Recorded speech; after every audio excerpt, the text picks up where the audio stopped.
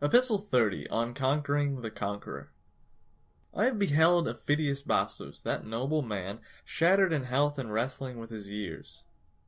But they already bear upon him so heavily that he cannot be raised up. Old age has settled down upon him with great, yes, with its entire weight. You know that his body was always delicate and sapless. For a long time he kept it in hand, or, to speak more correctly, has kept it together, but of a sudden lately it has collapsed. Just as in a ship that springs a leak, you can always stop the first or the second fissure, but when many holes begin to open and let in water, the gaping hole cannot be saved. Similarly, in an old man's body there is a certain limit to which you can sustain and prop its weakness.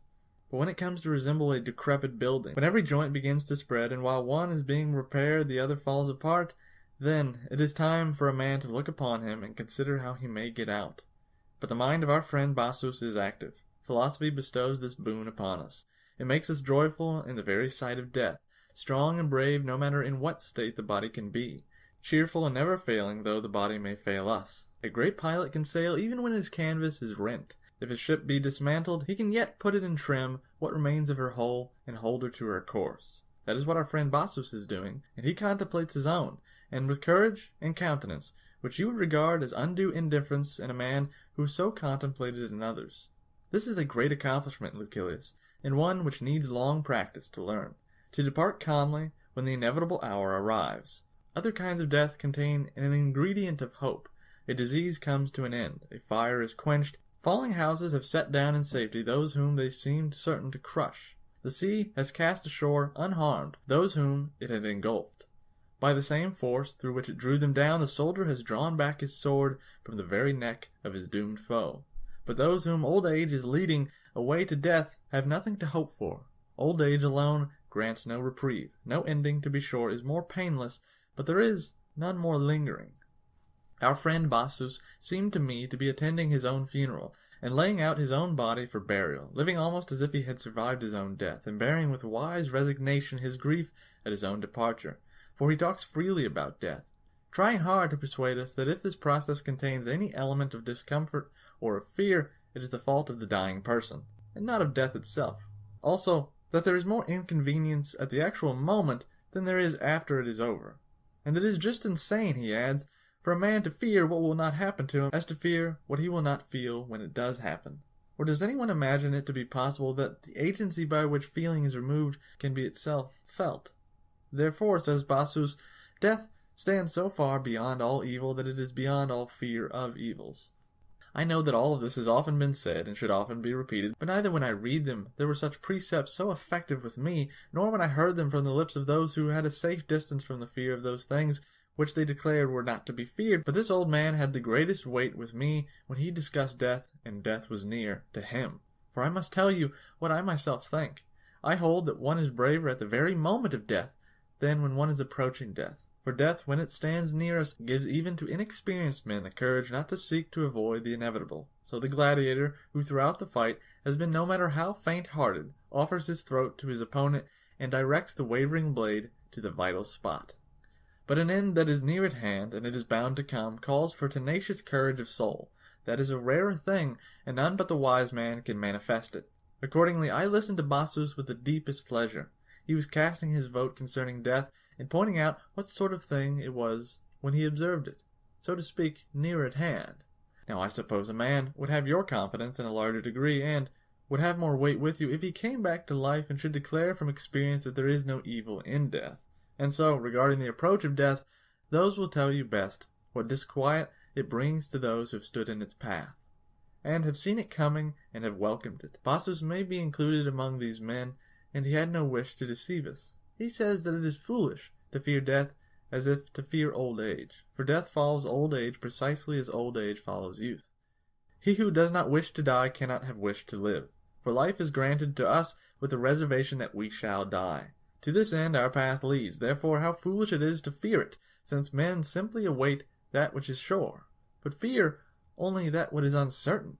Death has its fixed rule, equitable and unavoidable. Who can complain when he is governed by terms which include everyone? The chief part of equality, however, is equality.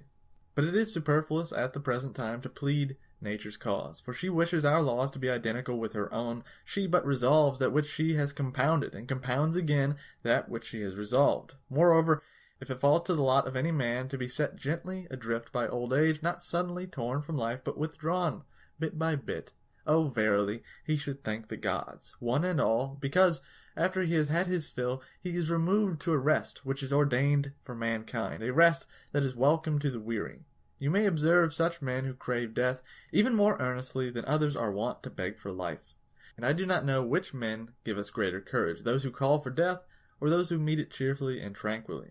But the first attitude is sometimes inspired by madness and sudden anger. The second is the calm which results from fixed judgment. Before now, men have gone to meet death in a fit of rage, but when death comes to meet him, no one welcomes it cheerfully, except the man who has long since composed himself for death.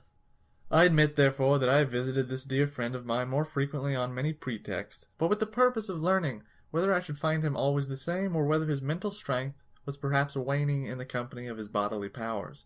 But it was on the increase, just as the joy of the charioteer is wont to show itself more clearly when he is on the 7th round of the course and nears the prize. Indeed, he often said, in accord with the counsels of Epicurus, quote, I hope, first of all, that there is no pain at that moment when a man breathes his last, but if there is, one will find an element of comfort in its very shortness. For no great pain lasts long, and at all events, a man will find relief at the very time when the soul and body are being torn asunder, even though the process be accompanied by excruciating pain, and the thought that after this pain is over, he can feel no more pain. I am sure, however, that an old man's soul is on his very lips, and that only a little force is necessary to disengage it from the body. A fire which is seized upon a substance that sustains it needs water to quench it, or sometimes the destruction of the building itself. But the fire which lacks sustaining fuel dies away of its own accord. End quote. I am glad to hear such words, my dear Lucilius, not as new to me, but as leading me into the presence of an actual fact.